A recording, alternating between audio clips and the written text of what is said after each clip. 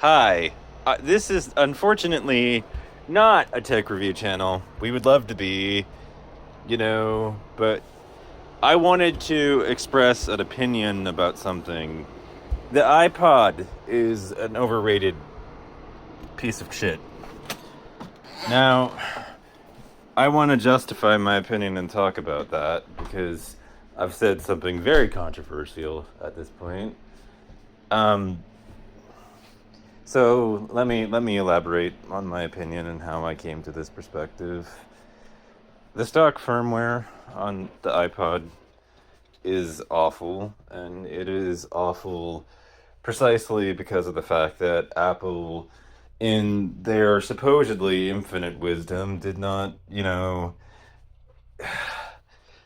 their think different perspective that they said at everything in their corporate logos. Well, you know, I think correctly rather than think differently. And correctly to me would be, you know, hey, there is going to be file format innovation over time. MP3s will not be the end of it. Audio engineers are going to come up with better file formats over time. There are already ones emerging onto the market like OG and everything, which has numerous advantages over MP3s. Flacs are starting to show up and everything back in the day and whatnot. We should keep an eye on this. We should create a situation where the iPod firmware is not, um, chained only to MP3s. Further, on Windows, we should maybe liberate people from iTunes. I mean, seriously, that might help sales in a big way.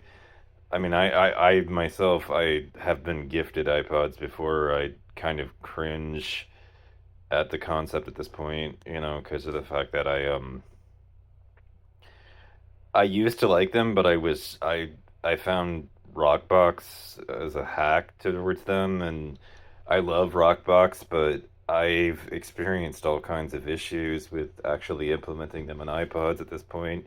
I had one that worked very well for a while, but then the screen got cracked and it stopped working because it got stomped on, and then I replaced it. And the newer generations of iPods, I don't know what happened, but every now and then, or very, very frequently, Apple would just say that it would refuse to outright boot Rockbox, and then it would insist on making me go through the manual install process through iTunes to put the original firmware back on it, and then I'd fight it and put Rockbox back on it, and it was this back and forth battle to keep the firmware I wanted on the system and everything until I finally got sick of it. There's no like at this point, the good part about an iPod is that if you can get the tools to get them open, but they're a pain in the ass to open.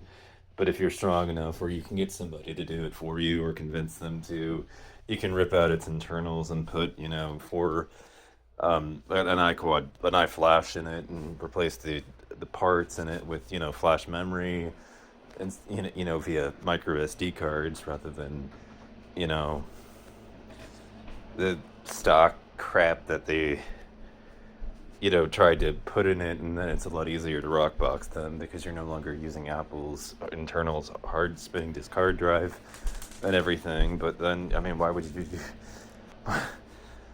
I, I mean, you might save some money that way, I guess, as far as your project was concerned, over going with a different device. But I had to say this because it's the one thing that turned Apple around and everything, and it kind of bothers me because Apple was just early, and into the market. That was the one thing that the advantage they had was that they were an early entrant, and they had this first mover advantage basically because they weren't the first MP3 player, but they were the first one to do a pretty decently high quality MP3 player. And if you're seeing me search around the room, I'm searching for my Onkyo DP-X1 at the moment, which it's not showing up. It's a very bulky MP3 player, and everything, but it can also play flacs and it can be loaded with micro SD cards. Although unfortunately the limit is 256 gigs, because it is running Android Jelly Bean and it does have a screen and everything. And the reason why that's an issue is that, if you're willing to watch video on a tiny screen, that would be one way of going about it, bringing it with you. Of course, I would prefer at least a tablet, to do that sort of thing and to bring those files with me and everything. But hey, if you can bring videos on the go, that's big, so that if you're in the back seat of the car or on a bus or something, or a train or in a plane, you can watch what you want, while you're in there, or, traveling. That would be a huge game changer. But anyways, the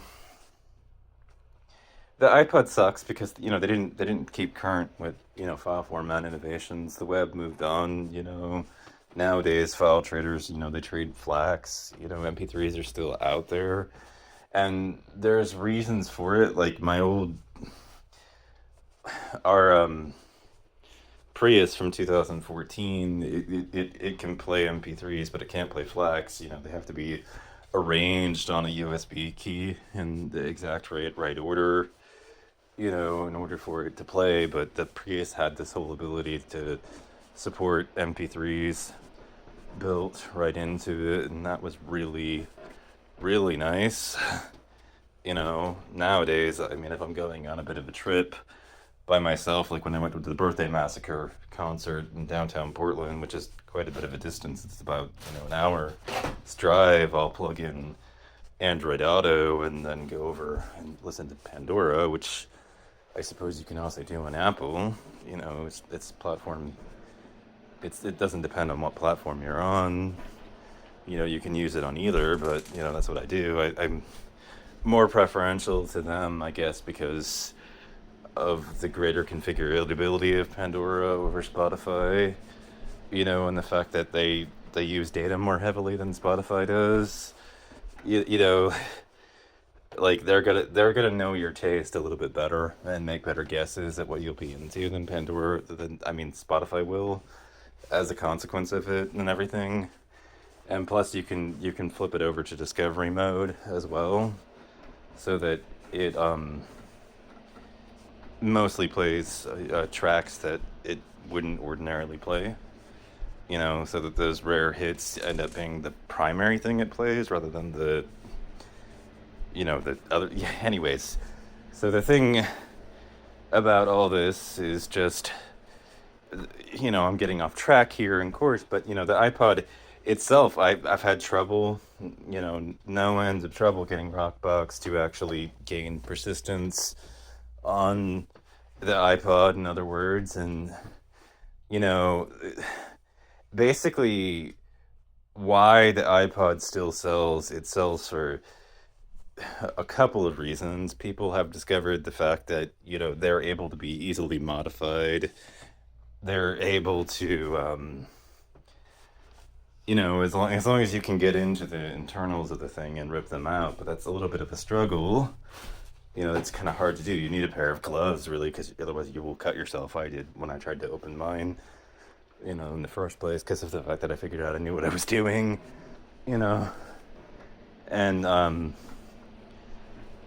besides for opening the case, that's the only area that I wasn't very familiar with what I was doing.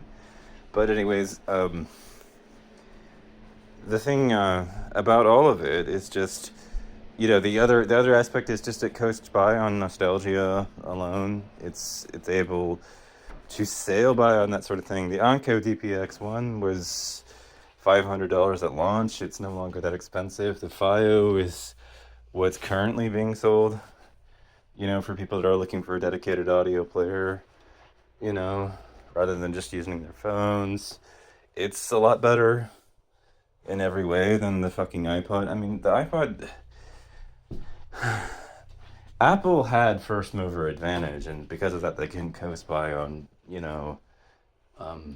nostalgia and that sort of thing for people. But what we're experiencing here is just a matter of intellectual laziness, ultimately on the side of the consumer, who doesn't want to do the research to figure out that there are better, digital audio players at this point, and that the iPod is actually rather overrated. Yeah, at everything. And I can't believe there is still a thriving eBay ecosystem where these devices are bought and resold on the go and regular to this day in 2025, and everything, long after Apple has discontinued production of the product and basically abandoned it.